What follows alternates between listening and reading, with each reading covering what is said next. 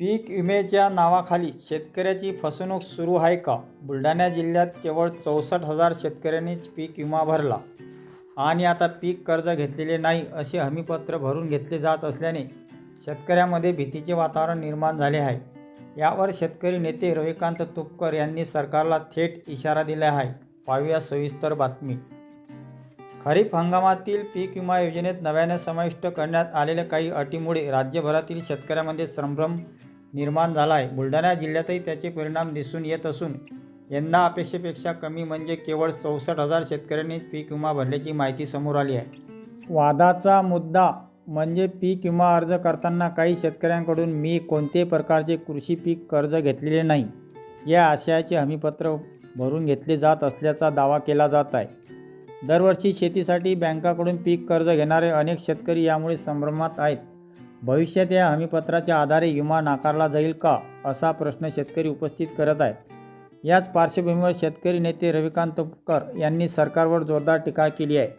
त्यांच्या म्हणण्यानुसार आधीच पीक विमा कंपन्यांकडून नुकसान भरपाई मिळण्यास विलंब होत असताना अशा अटीमुळे शेतकऱ्यांना योजनेपासून दूर ठेवण्याचा प्रयत्न होत असल्याचा संशय निर्माण झाला आहे. तुपकर यांनी सरकारकडे जुनी पीक विमा योजना पूर्ववत लागू करण्याची आणि अशा जाचक अटी तातडीने रद्द करण्याची मागणी केली आहे. तसेच सरकारने तातडीने निर्णय घेतला नाही तर राज्यभर तीव्र आंदोलन छेडण्याचा इशाराही त्यांनी दिला आहे. दरम्यान या हमीपत्राबाबत शासनाने स्पष्ट भूमिका जाहीर करावी अशी मागणी शेतकरी वर्गातून होत आहे. यावर्षी पीक विमा भरताना मी कोणत्याही प्रकारचं पीक कर्ज घेतलं नाही अशा आशयाचं हमीपत्र पीक विमा कंपन्या शेतकऱ्यांकडून घेत आहेत. याचा अर्थ असा होतो की तुम्ही पीक कर्ज घेतलेला असेल तर तुम्हाला कदाचित पीक विमा मिळणार नाही. मुळातच ही सरकारनं जी पीक विमा योजना आणलेली आहे ही योजना बोगस आहे. म्हणजे शेतकऱ्यांना पीक विमा मिळणारच नाही अशी व्यवस्था या पीक विमा योजनेमध्ये करण्यात आलेली आहे.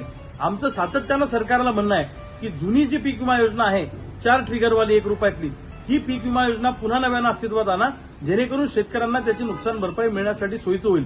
पण सरकारच्या डोक्यात असं आहे की विमा कंपन्यांचा फायदा करायचा आणि शेतकऱ्याला लुटायचं आणि या विमा कंपन्यांच्या फायद्यासाठी सरकार त्यामध्ये सामील आहे. म्हणजे चोर चोर मावस भाऊ आणि अर्ध अर्ध वाटून खाऊ अशी परिस्थिती आहे. या विमा कंपन्या सरकारमधल्या लोकांना पैसे पुरवतात, हप्ते देतात, म्हणून विमा कंपन्यांना पाठीशी घालण्याचं काम सरकार करत आहे.